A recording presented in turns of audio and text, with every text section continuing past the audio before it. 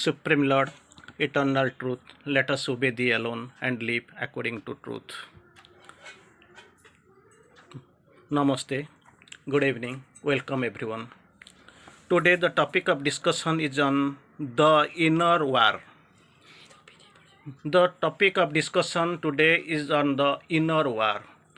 Inner war, the inner war of Sri Aurobindo. It is very interesting topic. The topic very often people ask for. It is almost very little discussed topic. People don't go through that deep. The people are interested in knowing Savitri, life, divine synthesis of yoga, foundation of Indian culture, so and so. Very little people have the interest, but still then it is a topic to be known. It is the inner war in the life of Sri Aurobindo sadhana. From November 1938, Sri Aurobindo, from November 1938, Sri Aurobindo found it necessary to change the course of his work. The process he was going, the process he was actually adopting in this course of sadhana, he tried to change the course of his work. For the looming world crisis needed a deeper concentration all the time, because 1938, you imagine, World War was about to be held, about to break out, about to be fought. Sri Aurobindo saw too that the main movement of the inner spiritual work needed equal concentration. Outer and inner, that must go simultaneously. So the main movement of the inner spiritual work needed equal concentration. So we will discuss something on the inner war. In the inner we know Sri Aurobindo has quoted two lines in Savitri. We want to quote. Sri Aurobindo is written there. We will quote it better. It will be better to quote it. He must overcome or miss his higher fate. This is the inner war without escape. So that inner war is there because the hidden foe is lodged in the human heart. So that inner war is there. We have to overcome. If we are unable or incapable of overcoming this higher fate, this thing, so naturally we will miss the higher fate. His is another person, and here Sri Aurobindo speaks of. His is a search of darkness for the light and the mortal life for immortality. The goal is that light, and goal is immortality. To get the immortality, there is a quest among the death. To get the light, there is a quest, very intense quest inside the darkness. Now we are going to stress upon Sri Aurobindo's real inner war, which he has faced, and how this sadhana was going, and how he has changed the course of his sadhana. From the seclusion and solitude of his room, from the date of victory, 24th November 1926, from that day onwards, he went to seclusion and solitude of his room. He was waging a terrible spiritual battle. Very terrible spiritual battle. He has written somewhere, you have seen already, a battle is joined between the two and false. A pilgrimage sets out for the heavenly soul. Pilgrimage sets out for the heavenly soul.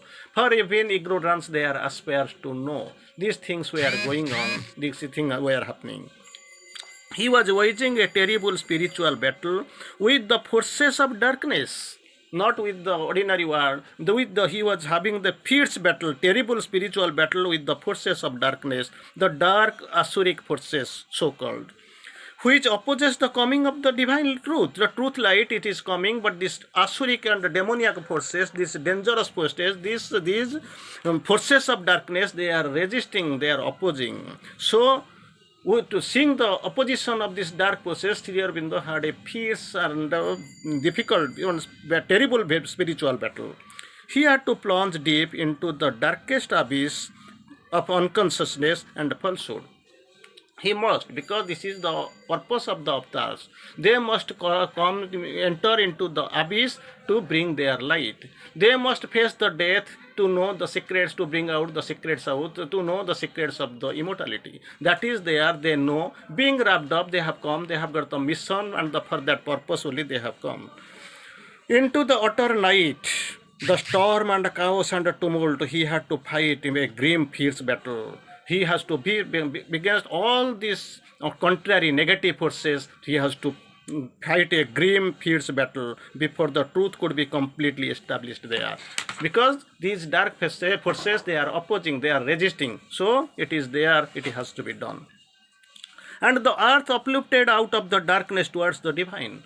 This earth has to be uplifted to the from the darkness, out of the darkness into the towards the divine and the divine light. For that they have come, Mother and Sri Aurobindo, about their incarnation they have spoken, to raise the light, to raise the world to God in deathless light, to bring God down to the world on earth we came, to change the earthly life to life divine. This is the purpose of our coming. We have come here to raise the world. World is actually now fallen. To raise this fallen world into God in deathless light, and to bring God down to that world is raised up to there itself. Deathless light, we have lifted it to the God.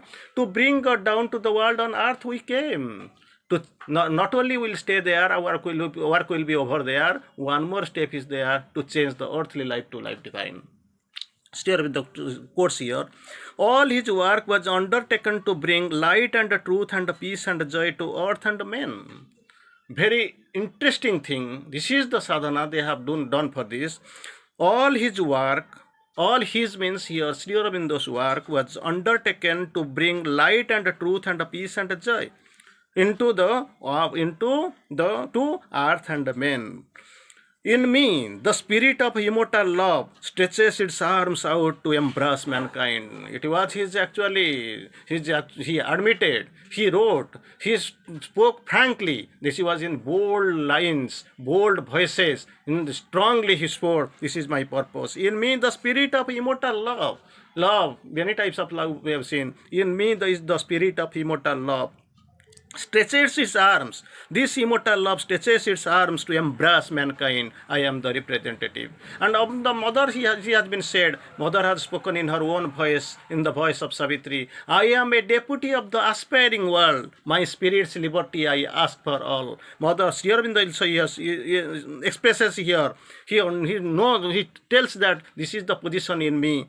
The spirit of immortal love stretches its arm out to embrace mankind, all in me only. And it was because his deep love for the men that he took himself in their terrible burden. He is the victim of his own sacrifice, immortal, bound to earth's mortality. Eternal, suffers in a human form. He has signed salvation's testament with his own blood. The Son of God, born as the Son of Man, drank the bitter cup, pays the Godhead's debt. For that he has come down. He is signing the salvation of the mankind with his own blood. Then Sri Aurobindo writes here, it is written, he says, it is only the divine love. Already we have discussed the immortal love, the spirit of immortal love. Sri Aurobindo says, it is only the divine love which can be burden, which can bear the burden I have to bear. Divine love, nothing else. It is only the divine love which can bear the burden I have to bear. And all I have to bear who have sacrificed everything else to the one aim of uplifting earth out of its darkness towards the divine. This divine work, it is outstretching its hands. The purpose is that to uplift earth and men out of its darkness, out of its delusion, out of the contraries, out of the odds, negations and odds towards the divine. In a beautiful poem, we have seen the abyss. We have seen Sri Aurobindo speaking. I have been digging deep and long, mid a horror of filth and mire. A bed for the golden river sing song, a home for the deathless fire. Just imagine, I want to quote it again. How beautifully he describes the things. I have been digging deep and long mid the horror of filth and mire. A bed for the golden river song, a home for the deathless fire. Imagine what is his ambition, how he was going on.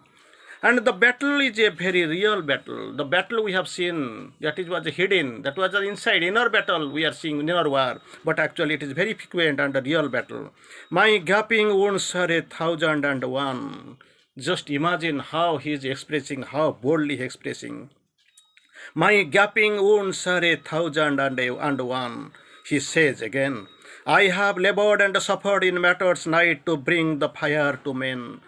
Because when the fire to man he is expecting to bring, he is desiring to bring, means fire is not there, all is darkness, all is actually cold, everything inside the benumbed coldness and this ugliness, and in this darkness people are saying, I have labored and suffered in matters night to bring the fire to man.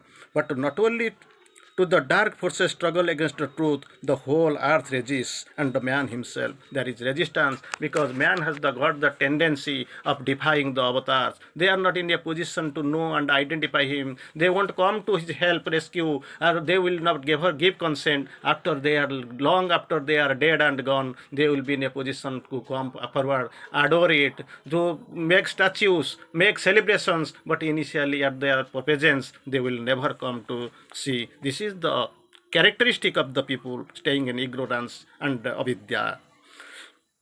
The truth of truths men fear and deny, the light of lights they refuse. This is the characteristic Sri Aurobindo writes in his own arms. The truth of truths men fear and deny, the light of lights they refuse, they deny. This is the human characteristic with which man is going. For that only they have to see, the avatars have to come being wrapped up himself, because if they are, the purpose of coming here and being wrapped up is to raise the humankind to their divinities, height, and to make the man divine and life divine. And so each battle has to be fought and refought, he says. Sri Aurobindo speaks of each battle has to be fought and refought, he says. But not only did Sri Aurobindo wage the spiritual way secretly. He was used his force in a constant action upon the world forces. His force, this sadhana, his weapons, he was actually utilizing. We can take one example. During the Second World War, we have seen Hitler and Nazism, they were in the dark Asuric forces. If they were being victorious, all mankind would be enslaved to the tyranny of Babel, and the spiritual evolution of man suffered a setback. It would be next to impossible, because these were Asuric forces. They wanted to swallow up the mankind. They will hold everything, only Asuric demoniac forces. But actually, Sri Aurobindo used his weapons. He came forward. Just at the critical moment of the Dunkirk, the whole tide of him was turned in favor of Allies. That were two forces, Allies and these Asuric forces. So, he intervened, it is written, he intervened with his 5 spiritual forces against the Japanese aggression. Japanese aggression, he used his spiritual forces. When it became evident that Japan intended to attack and even invade and conquer India, Sri Aurobindo at that time, he used his spiritual forces. And once again, the tide of Japanese victory changed immediately into a rapid, crushing and overwhelming defeat. It was spiritual power used by Sri Aurobindo. This spiritual dynamic power, it is called, which many yogis held is greater than any other force or more effective. This force, this spiritual force, Sri Aurobindo was having, and he applied against this demoniac powers. And we know this Japanese were fallen. It was this power also Sri Aurobindo put into the movement of Indians' liberation, and indeed it was a coincidence and a chance deceit, and the sanction of the seal of the divine force in Sri Aurobindo's original writing, sanction and seal of the divine force upon his work, and India was declared independent on 15th August 1947. And this is not a coincidence but a truth. It was the destiny. India got independence in the birthday of Sri Aurobindo. It was a blessing and grace from Sri Aurobindo to Indians. Thank you.